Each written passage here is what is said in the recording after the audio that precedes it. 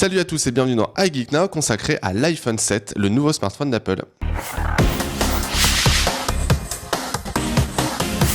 On se retrouve pour un nouvel iGeek Now consacré, comme je vous le disais, à l'iPhone 7, le nouveau smartphone d'Apple. Ça y est, il est arrivé à la rédaction. Il est là. Un peu d'excitation, Vincent. Mais il est là. Non, voyons. Voilà, Attends, donc, je suis en compagnie de Vincent, rédacteur chez IGN France, qui va donc nous parler de ce téléphone qu'il a depuis quelques jours. Voilà, la version plus précisément. La version plus, le truc gigantesque qu'il a dans la main. Voilà. C'est un iPhone 7. Vu que j'ai des petites mains, c'est encore plus géant. C'est le problème. Hein. C'est ça.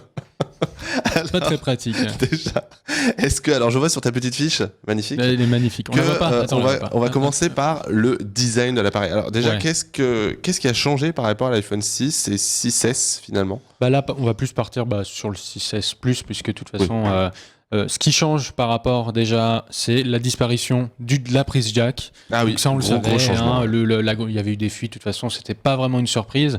Donc vous pouvez le voir à l'écran. Voilà, il y a plus que la prise Lightning.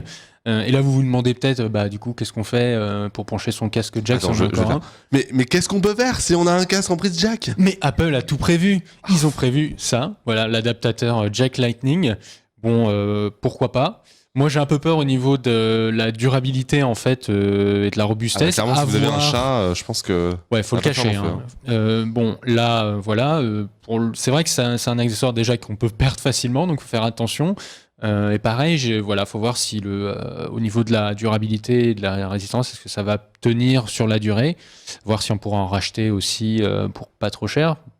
On verra, ça n'a pas été communiqué. Les accessoires d'Apple sont malheureusement assez chers. Voilà, donc ça c'est pour la partie jack. On va rester sur la partie audio. Maintenant, en fait, l'iPhone embarque un système stéréo de son.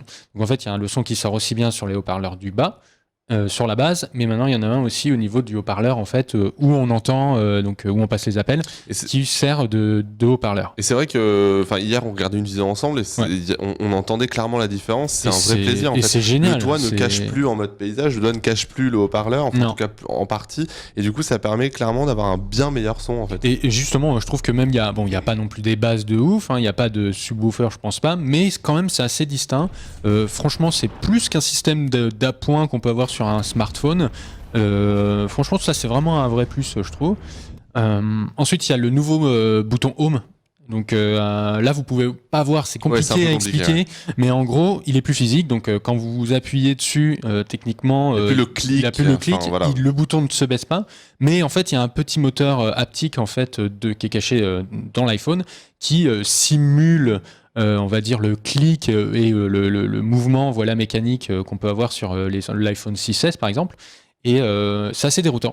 Alors voilà, qu'est-ce que t'en penses? Parce que moi, les premières critiques après la présentation du smartphone de la presse américaine disaient que c'était vraiment pas pratique par rapport au MacBook qui embarque déjà un tel système.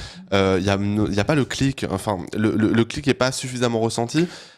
Qu'est-ce que ça donne sur un iPhone? Franchement, c'est vrai qu'au premier abord, tu te dis, c'est compliqué, t'aimes bien avoir un truc physique qui fait que tu sens que t'as quelque chose qui existe en fait. Tu vois, c'est bien de savoir ça. Et au final, moi, ça me dérange pas du tout. Et le fait est que lié à iOS 10, maintenant, je sais pas si vous avez vu, si vous avez iOS 10, il faut maintenant appuyer en même temps pour débloquer en utilisant le lecteur d'emplacement sur les iPhones précédents. Ouais. Voilà. Et en fait, c'est carrément pensé pour l'iPhone 7 et 7 Plus, parce qu'en fait, c'est pour utiliser. Et on voit qu'en fait, en termes de, je sais pas si je peux vous montrer, mais en termes de comment ça se débloque. C'est assez rapide. Je vais à peine poser et ça marche. Ça marche.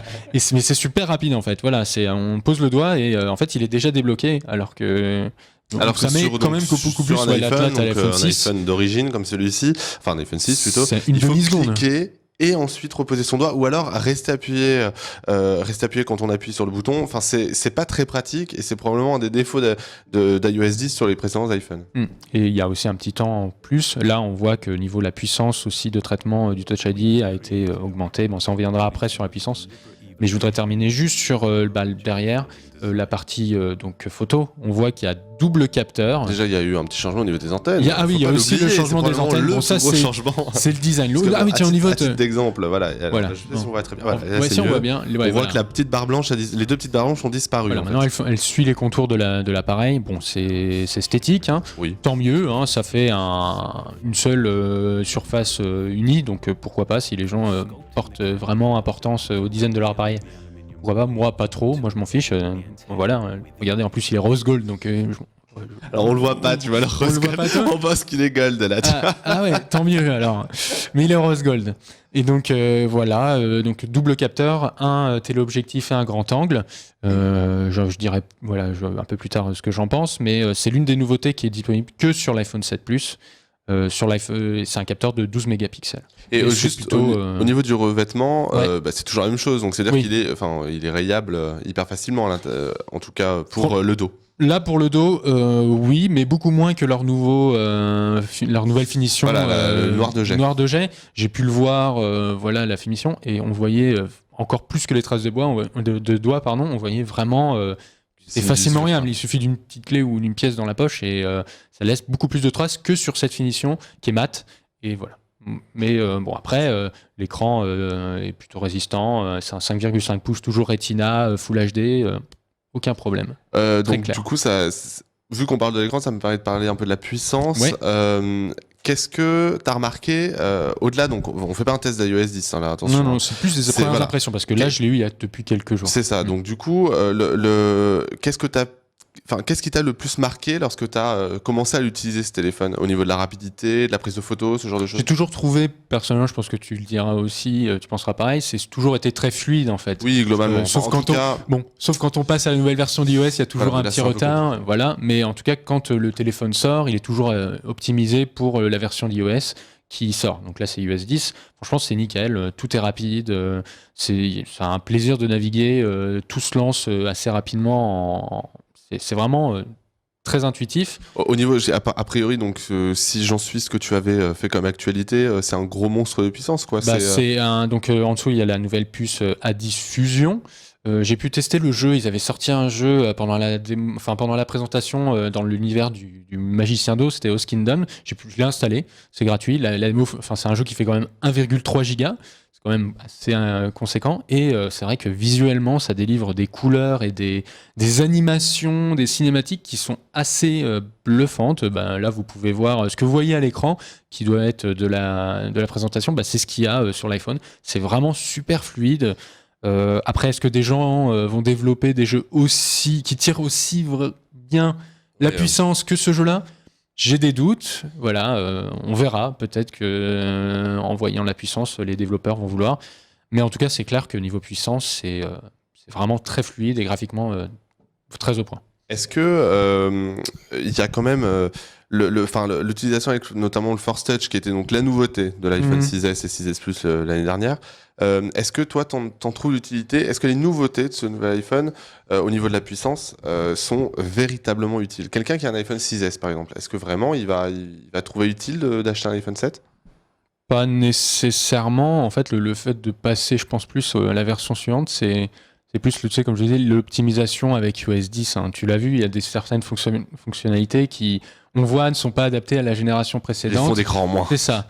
Il y a des fonds d'écran en moins. Il y a le capteur qui va être un peu moins réactif. Le Force Touch, forcément, un peu moins aussi réactif parce que le capteur va être un peu plus précis. Après, moi, je suis pas quelqu'un qui utilise beaucoup Force Touch, je trouve. Voilà, le second menu, donc pour l'info, le Force Touch, voilà, c'est ça, c'est en fonction du niveau de pression qu'on a. On a différents menus qui s'affichent ou on peut accéder à d'autres menus. En gros, sur l'iPhone 7, son utilisation, on pouvait penser qu'éventuellement, c'était une nouveauté sur le 6S, c'était le minimum syndical.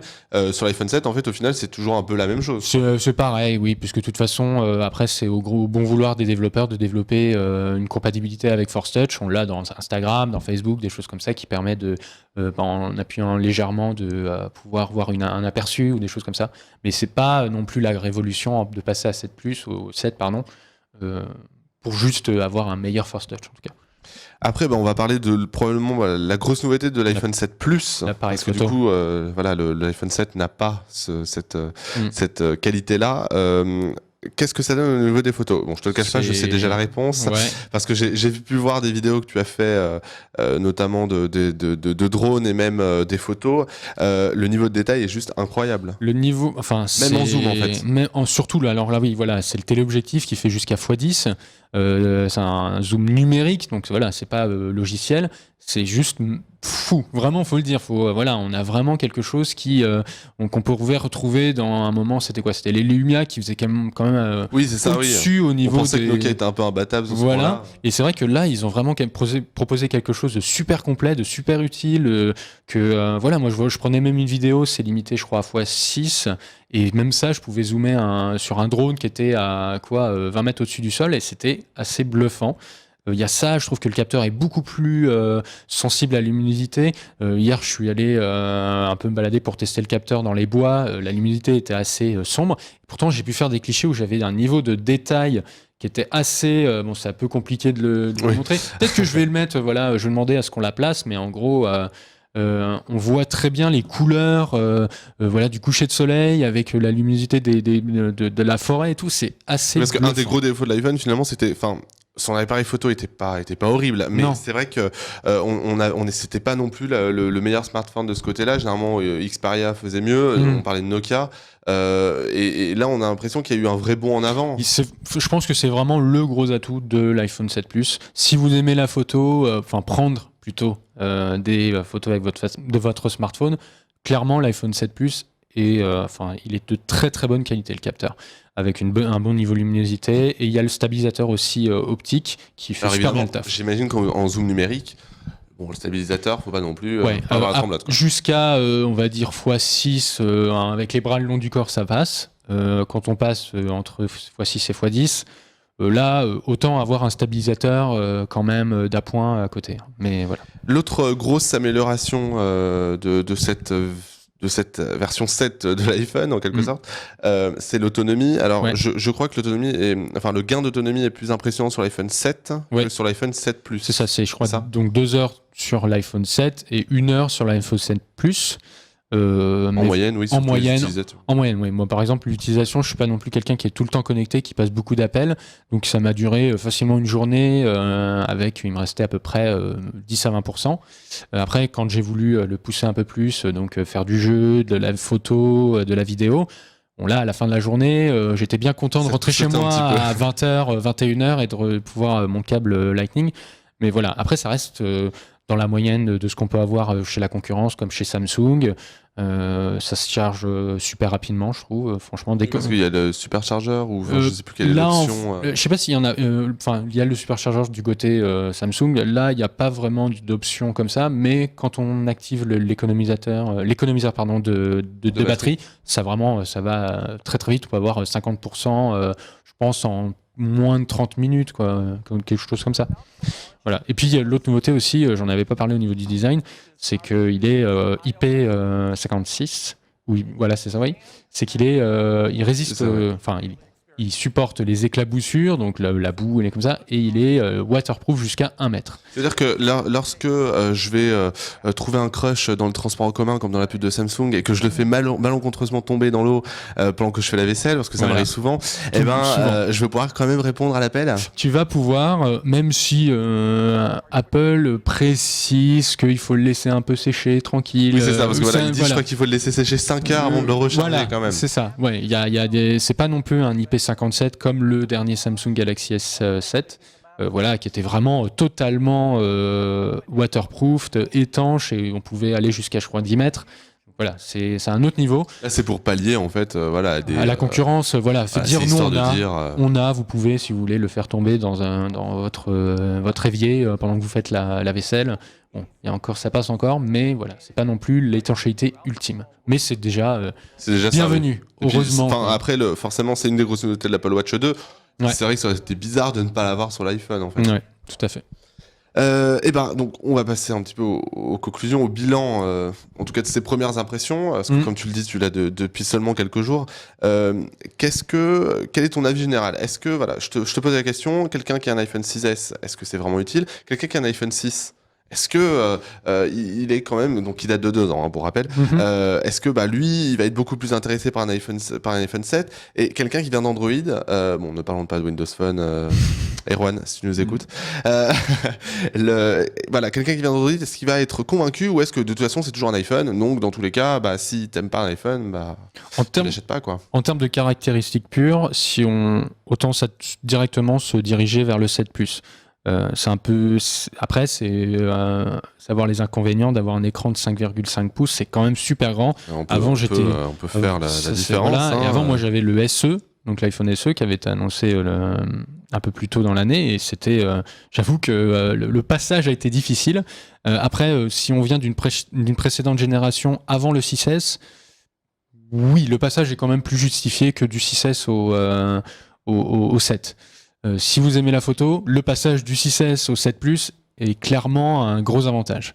Mais après, en termes de puissance, est-ce qu'on joue à vraiment des jeux de très très très gourmands? Oui, si c'est pour jouer à Candy Crush concrètement. L'intérêt est quand même ça dépend de l'utilisation. Si vous êtes un hardcore utilisateur, pourquoi pas passer à ça, mais c'est clair qu'il est au-dessus en termes de benchmark. Il est au-dessus de la concurrence en termes d'Android. Parce qu'un Android un Android user va vouloir passer à l'iPhone. Moi, je suis les deux et chacun ses avantages. Moi, il y a des choses que j'aime bien chez Android et des choses que j'aime bien chez iPhone. Donc, c'est un compromis. Faut savoir ce qu'on veut.